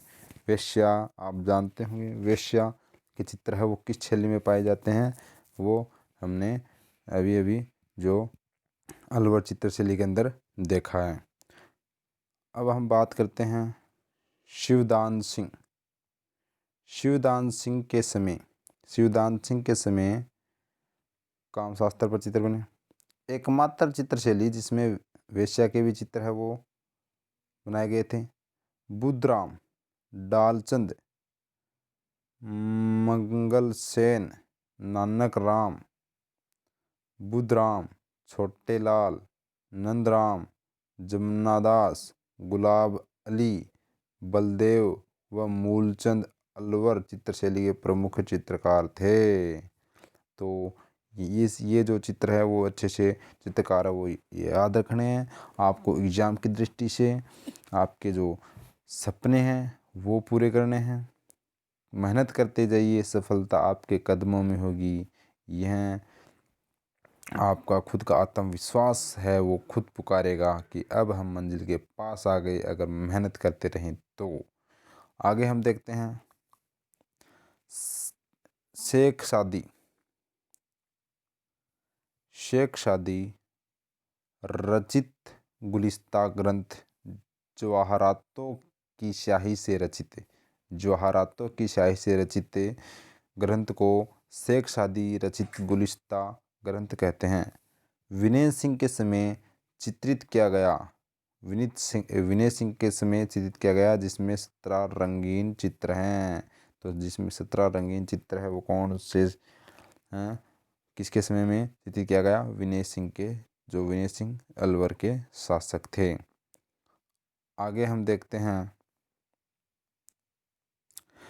अगली जो चित्रशैली है वो है उनियारा चित्रशैली। उनियारा चित्रशैली कहाँ पर है? टोंक में है। टोंक, जिसे नवाबों की शहर भी कहा जाता है, नवाबों का शहर भी कहा जाता है टोंक।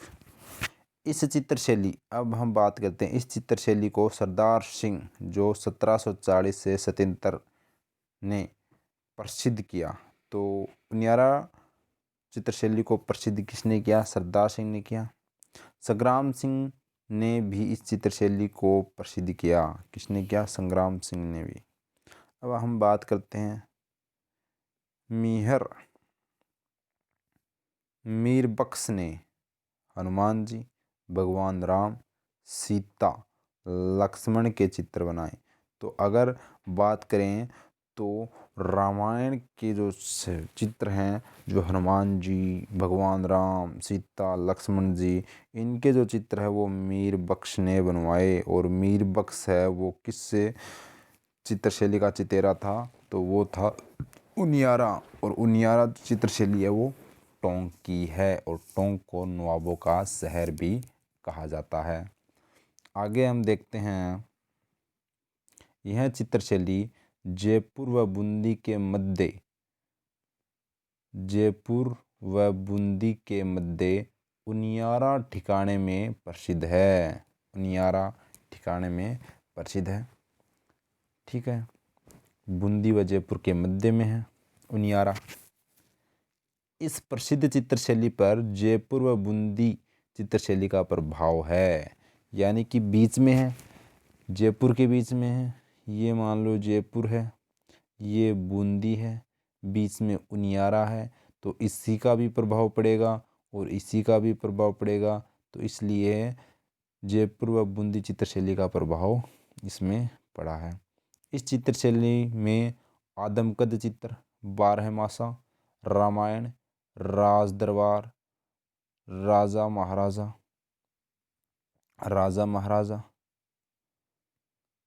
भगवत पुराण, दशावतार, ऊंट, घोड़ा, शेर, हाथी, पशु पक्षियों के चित्र सर्वाधिक हैं। भीम, काशी, मीर बख्श, राम, लखन, धीमा प्रमुख, ये सभी क्या थे? चित्रकार थे उनियारा के। तो उनियारा के है वो प्रमुख चित्रकार थे, जो भीम, काशी, मीर बख्श, राम, लखन, धीमा प्रमुख ये चित्रकार थे। और चित्र कौन से थे? भगवंत पुराण के दशावतार, ऊंट, घोड़ा, शेर, हाथी, पशु पक्षी, यानी कि सर्वाधिक पशु पक्षियों के चित्र है वो इसमें थे। आगे हम बात करते हैं शेखावाटी चित्रशैली की। किसकी? शेखावाटी चित्रशैली। अब शेखावाटी चित्रशैली की बात करते हैं तो शेखावाटी चित्रशैली, इस शेखावाटी के अंदर 3 जिले आते हैं, चूरू, झुंझुनू और सीकर। इस चित्रशैली में भित्ति चित्रण प्रसिद्ध है, यानी कि भित्ति चित्रण है वो जो जिस शैली का प्रसिद्ध है वो है शेखावाटी, जिसे खुली कला दीर्घा कहते हैं। क्या कहते हैं? खुली कला दीर्घा कहते हैं। इस चित्रशैली का प्रारंभ 15वीं सदी में हुआ था। इस जो शेखावाटी चित्रशैली है इसका प्रारंभ 15वीं सदी में हुआ था। यह किसके लिए प्रसिद्ध है? भित्ति चित्रों के लिए। और भित्ति चित्र है वो नवलगढ़, जो पाटोदिया की हवेली, मोतीलाल जी की हवेली, चौखानी हवेली, गंगा माता मंदिर और कल्याण जी मंदिर। आगे हम बात करते हैं तो बिसाऊ फतेहपुर गोयका की हवेली, काशी प्रसाद की हवेली, साधु राम की हवेली, सिंहानियों की हवेली और चमड़ियों की हवेली। सीकर में रघुनाथ मंदिर, बाणियों की हवेली और रामगढ़ व मंडावा के प्रसिद्ध हैं। ठीक है, तो यहाँ पर भित्ति चित्रों के लिए जो प्रसिद्ध चित्रशैली है वो शेखावाटी चित्रशैली है और 15वीं सदी में इसका क्या हुआ, प्रारंभ हुआ था। और भित्ति चित्र है वो नवलगढ़ की बात करें तो नवलगढ़ में भी किन किन महलों में या दुर्गों में है, तो कौन सी हवेलियों में है, तो पटौदिया की हवेली, मोतीलाल जी की हवेली, चौखानी हवेली, गंगा माता मंदिर, कल्याण जी मंदिर, बिसाऊ, फतेहपुर, गोयका की हवेली, काशी प्रसाद की हवेली, साधुराम की हवेली, सिहानियों की हवेली, चमड़ियों की हवेली आदि में है वो क्या किया गया है, बनाया गया। इन हवेलियों के अंदर भित्ति चित्रों के चित्र है वो बनाए गए हैं। हवाई जहाज, अब ये चित्र कौन कौन से हैं, हवाई जहाज के, रेलगाड़ी, मोटर गाड़ी, योद्धाओं के चित्र, ऊंट, घोड़े, डूंगरजी, जहाजी, लैला मजनू, हीर रांझा, सामाजिक व धार्मिक चित्रांकन इस चित्रशैली की विशेषता है। तो अगर कोई पूछे कि लैला मजनू व हीर रांझा का चित्र है वो किस चित्रशैली में हमें देखने को मिलता है, तो शेखावाटी चित्रशैली के अंदर है वो मिलता गया है। और जवाहर जी का भी मिलता है, डूंग जी व जवाहर जी दोनों ये देवता हैं और इनका चित्र जो सिक्कर के हैं तो इनका भी ये चित्र मिलता है। जोगीदास की छतरी, क्या, जोगीदास की छतरी उदयपुर वाटी के अंदर है, उदयपुर वाटी झुंझुनू में पर देवा के चित्रांकन किया गया है। क्या किया गया है, देवा के चित्रांकन। आगे हम देखते हैं अरायस पद्धति, पणा पद्धति, अल्लाह किला पद्धति। तो अरायस पद्धति, पणा पद्धति या अला गिला पद्धति है। इस पद्धति में गिल्ली दीवार पर चित्रकारी की जाती थी। तो गिल्ली दीवार पर यानी दीवार को गीली कर दी जाती थी, फिर चित्रकारी की जाती थी। यह पद्धति इटली से भारत आई थी। तो जो अला गिला पद्धति है वो कहाँ से आई थी, इटली से भारत आई थी। अकबर व जहांगीर के समय इसका सर्वाधिक विकास हुआ। तो अकबर व जहांगीर के समय इसका सर्वाधिक विकास हुआ। इसमें गुलाबी व नीले रंग का प्रयोग किया गया। तो जो पणा पद्धति है या अला गिला पद्धति है इसमें गुलाबी व नीले रंग का प्रयोग किया गया। और हम देखते हैं बालूराम कुम्हार यानी चेजारा, जयदेव व तनसुख प्रमुख चित्रकार हैं। तो यहाँ पर बालूराम, जयदेव व तनसुख इसके प्रमुख चित्रकार हैं। इस चित्रशैली बीकानेर चित्रशैली में जिसमें चित्र के नीचे चित्रकारों के नाम व तिथि अंकित मिलती है, यानी कि इस चित्रशैली में बीकानेर चित्रशैली में जो इस तरह से मिली थे चित्र के नीचे नाम व तिथि अंकित थी, वैसे इस चित्रशैली में भी है। यह पद्धति 3 प्रकार की होती है। यह पद्धति कितने प्रकार की होती है, 3 प्रकार की होती है। फ्रेस्को, बुनो जो गीली दीवार पर चित्रकारी की जाती है, फ्रेस्को सेको दीवार सूखने पर चित्रकारी की जाती है, साधारण विधि दीवार पर सीधी चित्रकारी। देखो बुनो यानी दीवार पर गीली बुनकर की जाती है, सेको यानी कि सिकाकर यानी सुखाकर की जाती है, साधारण यानी कि सीधी की जाती है। इस तरह से इन पर चित्रकारी की जाती है। अब हम देखते हैं लास्ट एंड फाइनल जो चित्रकारी की जाएगी वो है हाड़ौती। हाड़ौती के अंदर हम पढ़ेंगे, तो हाड़ौती की बात करते हैं। तो हाड़ौती चित्रशैली, हाड़ौती के अंदर कितने ज़िले आते हैं, तो हाड़ौती के अंदर बूंदी चित्रशैली को देखते हैं। बूंदी चित्रशैली, तो यह चित्रशैली सुरजन सिंह के समय प्रारंभ हुई। किसके समय प्रारंभ हुई, सुरजन सिंह के समय प्रारंभ हुई। जो आपको अच्छे से याद रखना है कि बूंदी चित्रशैली का प्रारंभ है वो किसके समय हुआ था, सुरजन सिंह के समय। भाव सिंह व उमेद सिंह जो 1739 से 1771 का समय चित्रशैली का स्वर्ण काल था। तो बूंदी चित्रशैली का स्वर्ण काल है वो भाव सिंह व उमेद सिंह के समय का माना जाता है। किसका माना जाता है, भाव सिंह और उमेद। भाव सिंह अनिरुद्ध के समय बूंदी चित्रशैली पर दक्षिण भारत की चित्रशैली का प्रभाव पड़ा। यानी कि दक्षिणी भारत की चित्रशैली का प्रभाव है वो बूंदी चित्रशैली पर पड़ा है। भाव सिंह के समय चित्रकार मोतीराम ने ललित, ललाम व रसराज ग्रंथ की रचना की। किसकी रचना की? ललित, ललाम व रसराज की रचना यहाँ पर की। शासक शत्रुसाल 1631 के समय बूंदी चित्रशैली पर विलासता का प्रभाव पड़ने लगा। किसका प्रभाव पड़ने लगा? विलासता। उमेद सिंह ने चित्रशाला बनवाई। किसने बनवाई? उमेद सिंह ने चित्रशाला बनवाई, जिसे भित्ति चित्रों का स्वर्ग कहते हैं। उमेद सिंह ने चित्रशाला बनवाई जिसे भित्ति चित्रों का स्वर्ग कहते हैं। उमेद सिंह को एक चित्र में सूअर का शिकार करते हुए दिखाया गया है। कब? 1750 में। यानी कि उमेद सिंह को सूअर का चित्र करते हुए किस चित्रशैली में दिखाया गया है? बूंदी चित्रशैली के अंदर। शासक छत्रसाल ने भित्ति चित्रों को रंग महल बनवाया। तो अगर पूछा जाए कि किस शासक ने भित्ति चित्रों का रंग महल बनवाया, तो छत्रसाल ने है वो रंग महल बनवाया भित्ति चित्रों का। आगे हम देखते हैं, एक चित्र में बूंदी चित्रशैली में एक चित्र में एक अंग्रेज को अपनी पत्नी के साथ पियानो बजाते दिखाया गया है। पियानो बजाते हुए दिखाया गया है एक अंग्रेज को अपनी पत्नी के साथ। इसे पशु पक्षियों वाली चित्रशैली कहते हैं। अगर पूछा जाए कि पशु पक्षियों वाली चित्रशैली किस चित्रशैली को कहा जाता है, तो वो है कौन सी चित्रशैली है? बूंदी चित्रशैली। इस चित्रशैली में सोने चांदी के रंगों का अधिक प्रयोग हुआ है। सोने चांदी के, यानी कि गोल्डन कलर और वो सिल्वर कलर का है, वो सर्वाधिक है, वो क्या हुआ? इसमें प्रयोग हुआ है। आगे हम देखते हैं, तो इस चित्रशैली में मेवाड़, मुगल व मालवा शैली का मिश्रण है।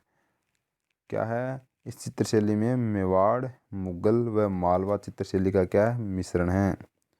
वर्षा में नाचते मोर, पेड़ पर कूदते बंदर, कबूतर, हाथी, हिरण, बत्तख, खजूर के वृक्ष, कमल के फूल, अंगुलियों में मेहंदी लगी, पेड़ों की कतार, झुकी पगड़ी, शिकार, ऋत्वे, उत्सव, भोग विलास, अंतपुर का जीवन, चक्रधार पायजामा, आम्रपत्र के समान आँखें, बारहमासा, कृष्णीलाल, दरबार, शिकार, हाथियों की लड़ाई, हरे व नारंगी रंगों का प्रयोग इस चित्रशैली की प्रमुख विशेषता है।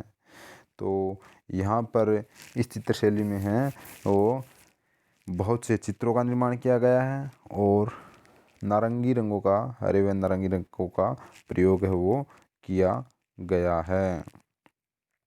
और इसके जो प्रमुख चित्रकार हैं वो कौन हैं? सुरजन, अहमद, डालू, बिखराज, श्री कृष्ण, रामलाल प्रमुख चित्रकार हैं। तो सुरजन, अहमद, डालू, बिखराज, श्री कृष्ण और रामलाल प्रमुख चित्रकार हैं। आगे हम देखते हैं हड़ौती के अंदर कोटा चित्रशैली को। ये कोटा चित्रशैली की हम बात करें, कोटा चित्रशैली, तो कोटा चित्रशैली, यह चित्रशैली राम सिंह प्रथम के समय, तो इसका जो प्रारंभ हुआ था वो कब हुआ था? 1661 से 75 तक है और प्रारंभ हुआ था राम सिंह प्रथम के समय, जो कोटा के शासक थे। तथा उमेद सिंह का समय 1771 से 1820 इस चित्रशैली का स्वर्ण काल था। प्रारंभ तो हुआ था कोटा चित्रशैली का राम सिंह के समय, जबकि स्वर्ण काल है वो उमेद सिंह के समय का माना जाता है। छत्रसाल के समय कोटा चित्रशैली ने स्वतंत्र अस्तित्व बनाया। तो अगर पूछा जाए कि छत्रसाल के समय कोटा ने कौन सा अस्तित्व बनाया, स्वतंत्र अस्तित्व है। महारावल भीम सिंह के समय, किसके समय, महारावल भीम सिंह के समय इस चित्र शैली पर कृष्ण भक्ति का प्रभाव पड़ा। तो यानी कि जो भीम सिंह थे कोटा के, उनके समय जो यह जो चित्रशैली थी कोटा चित्रशैली, इस पर कृष्ण भक्ति का प्रभाव पड़ा। डालू चित्रकार ने 1768 में रागमाला सेट बनाया। किसने, डालू चित्रकार ने 1768 में रागमाला सेट बनाया।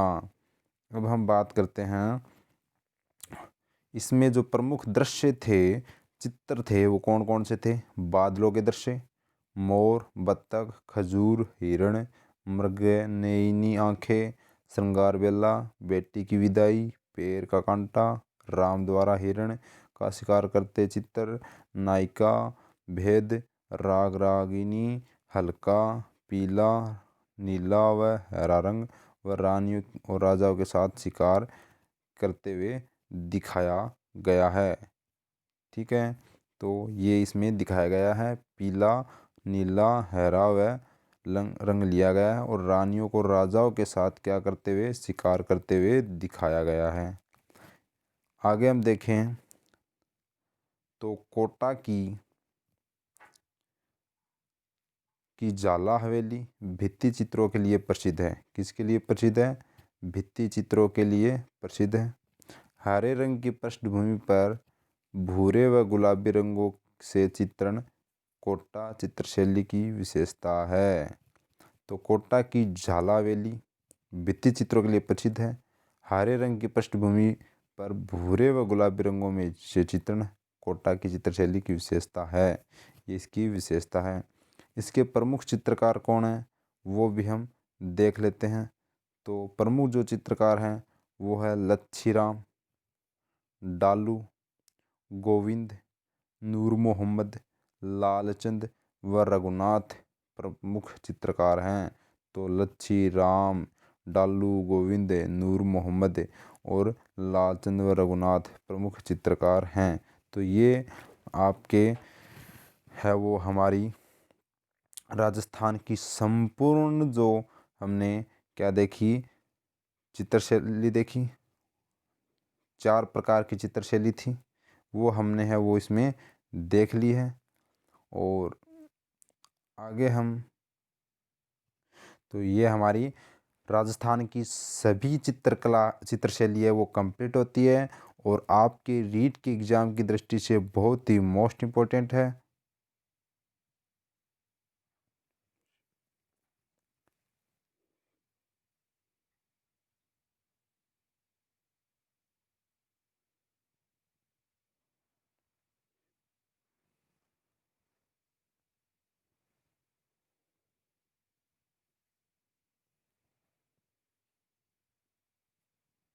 सो गए